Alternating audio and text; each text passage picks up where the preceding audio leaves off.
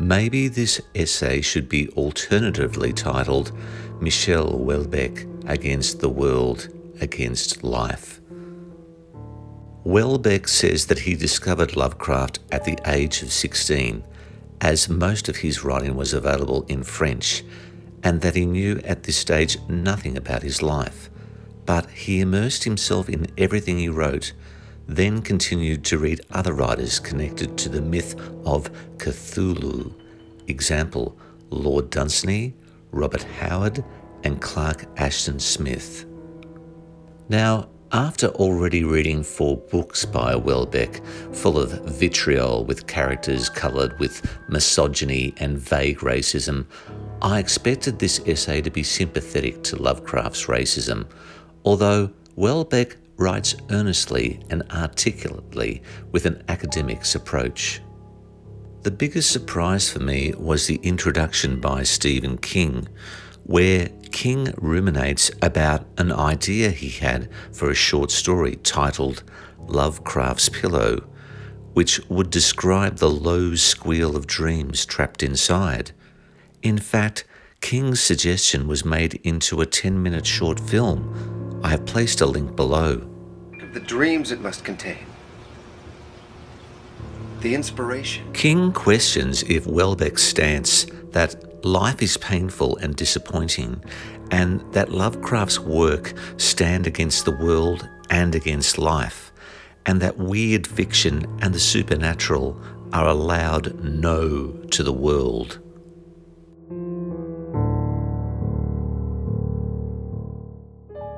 At 18, Lovecraft had a nervous breakdown and plummeted into a 10-year depression, sleeping all day and walking around in his robe at night, and he hadn't even started to write, except in his diary. Houellebecq describes this time as a lethargic terror descending on Lovecraft.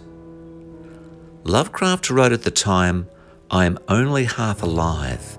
A large part of my strength is consumed in sitting up or walking. My nervous system is a shattered wreck, and I am absolutely bored and listless, save when I come upon something which particularly interests me."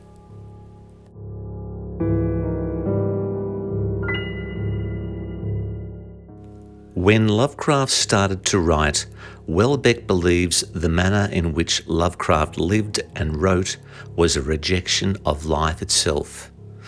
Houellebecq writes that those who love life don't read, nor do they go to the movies, but it is the people who are fed up with life who fill the artistic world.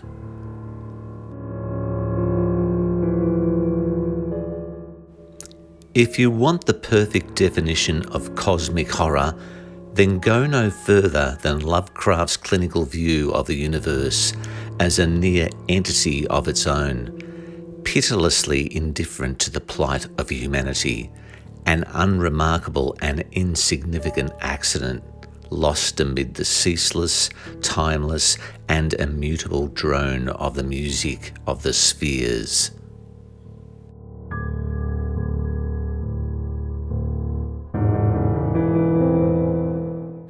Lovecraft saw himself as a country gentleman, feeling secure in being an Anglo-Saxon throughout his life, and he maintained an aristocratic, scornful attitude towards humanity, which was contrasted with extreme kindness towards individuals. Lovecraft had always been a racist, being part of the puritanical Protestant old bourgeois of New England.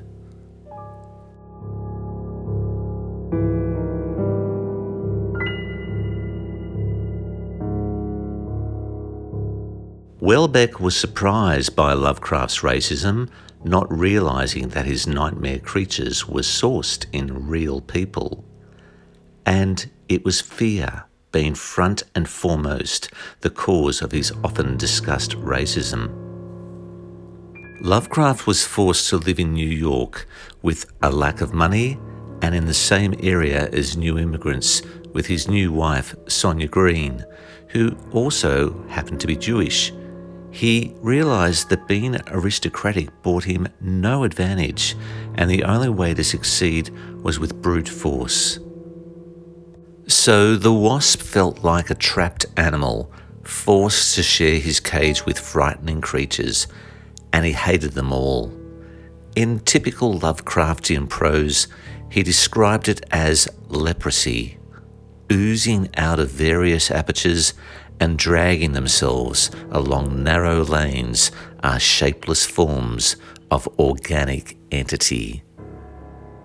Houellebecq writes, Lovecraft could never make any peace with the world. Attempts to find employment after his marriage were met with continued failure. He was too genteel, courteous, and principled to survive in a world where sex and money are the reasons to be. There are no hard-boiled characters in Lovecraft's novels. Most of them are gentle and scholarly, and they always are victims of some unassailable evil. Houellebecq theorises that more so today, Lovecraft would have been a misfit and a recluse, and he credits Lovecraft with inspiring most of the important 20th century writers of horror fiction and even filmmakers. It could be said that Against the World and Against Life may be Houellebecq painting his own portrait between the lines. Houellebecq, whose own work is focused on the horrors of modern life and has adapted Lovecraft's worldview to read just like some of his own, and like any other of Houellebecq's fictional works, this essay has an insight and feeling for Lovecraft's life and creations. His argument that the manner in which Lovecraft lived as he did, wrote what he did, and wrote the way he did is a rejection of life and against the world.